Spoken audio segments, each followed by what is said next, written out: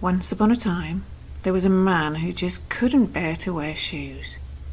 He'd felt like this all his life, from a young lad wandering barefoot on pebbles or gravel without a care, to being the kind of youth who mainly wanted to hang out at the beach or only at venues where bare toes were considered cool.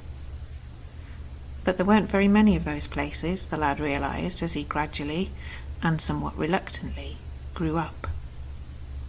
In fact, as time went on, he began to see how difficult it was going to be to live the life that he wanted to live.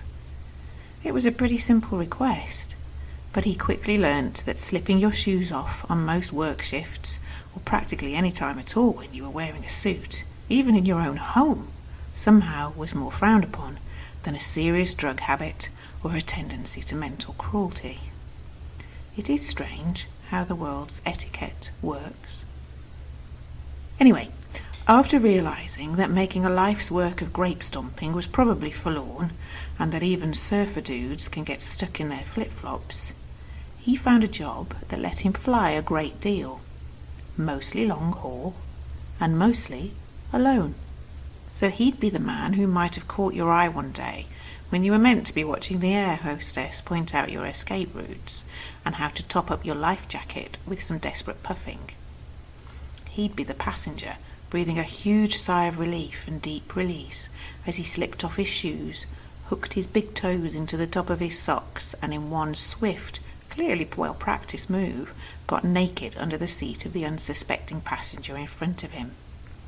He'd be one of the rare passengers, relishing the prospect of the long haul with its total freedom from the ankle down for hours, just as much as others would certainly be dreading its locked-in captive feeling and couldn't wish it done fast enough.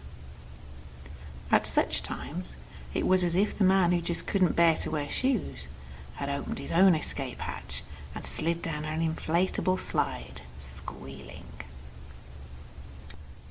One day, when he was extra long hauling, and already a few hours in, toes naked and free, his delight was abruptly interrupted by the innocent question, "Why have you got your shoes off?" from a young lad next to him who had a look of a kid he might have known from somewhere. "Shush," said the lad's mother from the window seat, restraining her son and flashing a swift look of apology to the man who just couldn't bear to wear shoes. And that look had a hint of, "I'd love to know too," and also perhaps a nervous dash of, "It isn't anything catching, is it?" "If you really want to know," said the man who couldn't bear to wear shoes, in a style that showed he was baiting both Mom and Boy a little, and also perhaps enjoying it. "I love to feel the earth breathe beneath my feet. I can feel its rhythm in a way that makes my heart beat differently, and to put shoes between me and it feels like I'm suffocating." He surprised himself with the force with which he spoke, and also the tears that sprang in his eyes. For perhaps he'd never said anything like this so plainly before, or perhaps he'd never been so plainly asked. Now the child, who had none of the embarrassment of his mother, who was all of a sudden finding the cloud formations rather fascinating, engaged him further. "But we're in the air. Your feet aren't touching the earth at all," he queried, puzzled, pointing out the obvious that yet another adult had missed. "But can't you feel it?" said the man, whispering conspiratorially for effect. "What?" whispered the young lad back, wide-eyed and utterly hooked. "Your feet dancing in the air. It's like swimming, but also it feels like you're a bird, and a leaf, and a balloon, and a high-flying kite all at once." And the young lad gasped, as he did truly feel it, and he immediately dropped and fidgeted under his seat so that his mother couldn't possibly step in, as she usually did, to stop the delight that he could almost taste. One small shoe flew up and landed back in his seat. Then followed a sock, and then a growl that became a squeal. "What have you done to my son?" said the mother, with a smile that might have said, "I wish you'd been his father," if just a smile could say such things. "I'm not sure. but I suspect you'll be saving a lot on shoe bills from now on, laughed the man who just couldn't bear to wear shoes.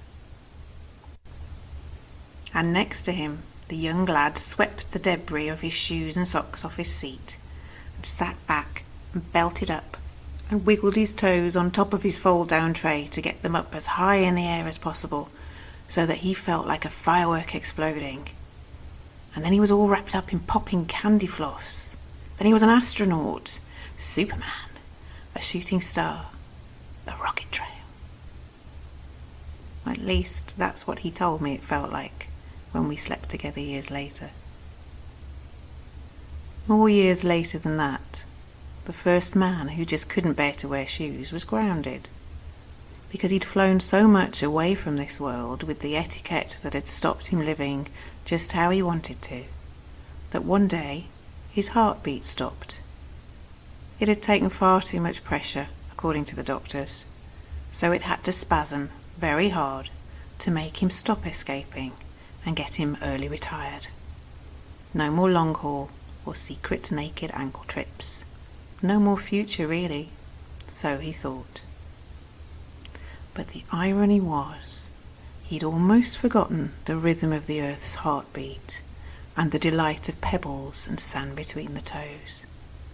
He'd forgotten that being earthbound actually didn't mean suffocating at all, if maybe the memory of a barefoot lad on an aeroplane flight flitted across your mind every now and again in your retirement years. And to the relief of all concerned, his heart began to beat differently again.